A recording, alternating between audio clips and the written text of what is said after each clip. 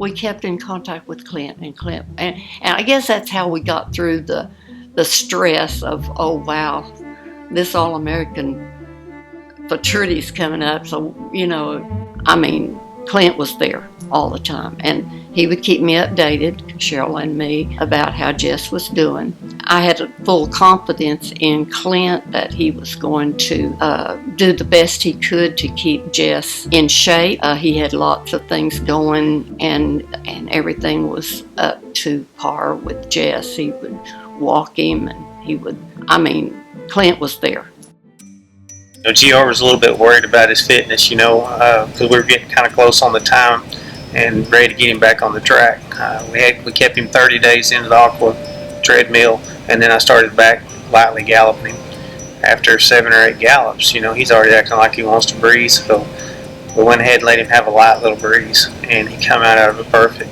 Didn't even act like he was tired at all. So I told him that we're going to need to gate this horse. I said he's going to have to, and GR was on the same program with me. He knew the horse needed a gate work, and so we gated him.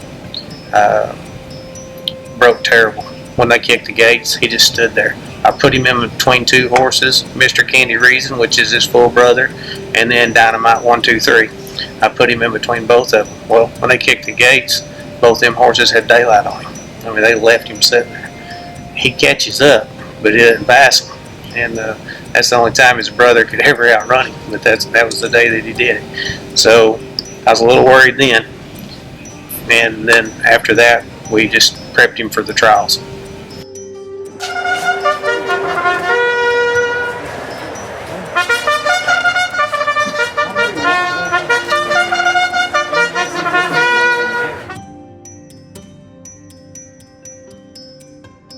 She's in. Ribbon out completes the field. And we'll be all set for trial number 4.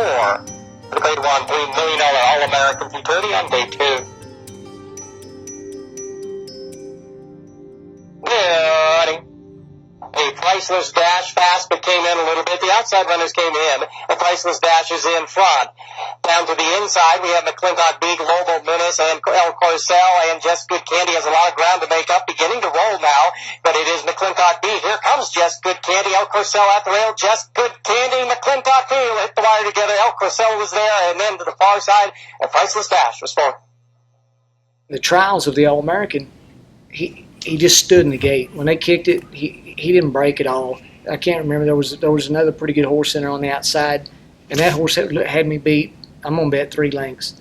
And I got into him and asked him for what he had, and he just made a monster move and come from nowhere to get up for the win and qualify. It was really impressive. In the day of the trials, he's sitting pretty good to gate. He looks like he's fixing to break pretty good, but he doesn't. He still kind of makes that little lunge out of there, and I don't know why he started doing that, because he was always a good gate horse up till that, those last 2 times he was out of the gate.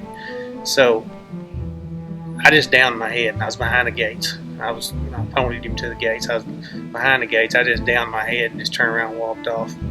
And because the horse on the outside had daylight on us. I said, we're done. And so GR never quit that horse. That was the best ride I'd ever seen. He got that horse lined out really, really quick. Went to getting after him left-handed, and then he just kicked that gear and run by McClintock B right there at the wire. I shall never forget that feeling I had when that gate opened and Jess came out and was bumped so hard by the 2 horses that were on either side of him. One bumped on one side, and it was almost like he hesitated. And you don't hesitate in a race like that, because, and here Jess is bumped, and I shall never forget that feeling when GR just did his thing and just started running, and he won that race. And I've told GR, if it hadn't been for you, he would not have made it, because he had every opportunity to sink back into discouragement, and say, I can't make it, because these horses are down the track and here I am way back here. But I saw that, and that's ever imprinted, indelible in my mind, what GR did. Well, it was a little bit later after we were in the test barn, and so I pulled it up on my phone. And when I saw how far he was back at, say, 350 yards, and then I saw him kick that gear, and the gap that he closed, chills run all up and down me every time I watch the race. It does the same thing to me, to just see what he did. Of course, we wanted him to qualify, but we all sat on pins and needles. We were looking at the flag, whether there was a headwind for the next horse. It was one of the most grueling days of anticipation to make sure that he got in that race. And we all did a lot of praying. Every race, I was just like on pins and needles, just watching and hoping and praying. And I hate to wish bad luck on people, but I was sitting there praying that things would go good for us. Going into the All-American, I had the mount on a handful of horses that I felt like were the kind, that you want for the All-American Futurity. And they included, of course, First Valiant Sign. He'd won the Ritos Futurity, run second in the Rainbow. Was probably, in my mind, was probably the favorite going in to win the All-American going into the trials.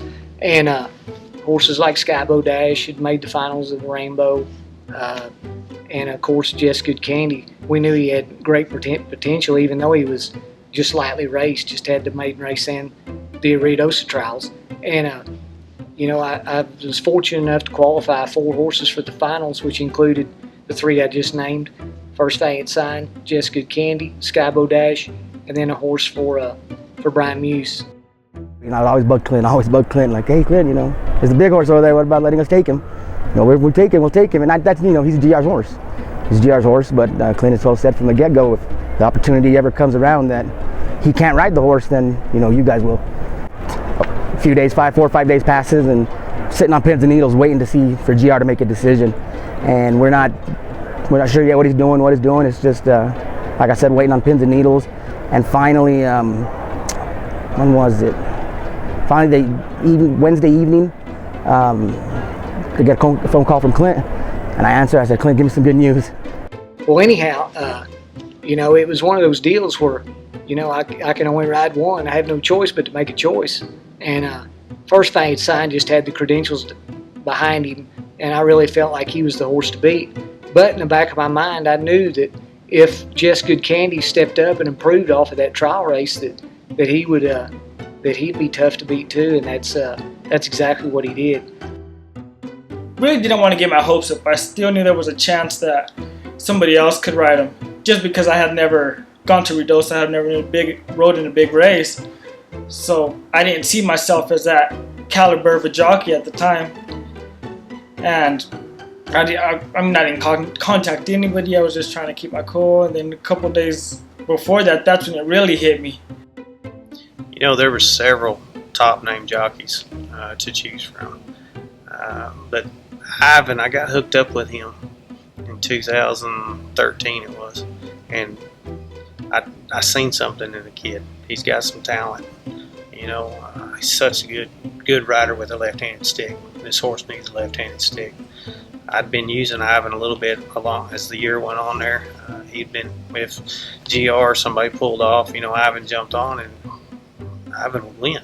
And he'd step up to the plate, and I noticed the pressure wasn't getting to him. And so I know he was young.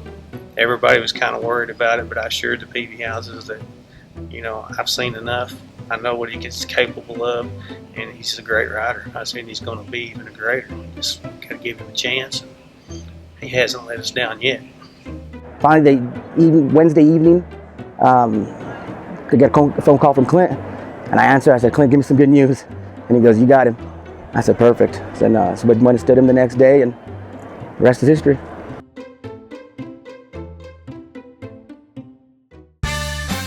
Be sure to check out all the episodes of Jess Good Candy, The Making of a Sire, on StallionEsearch.com.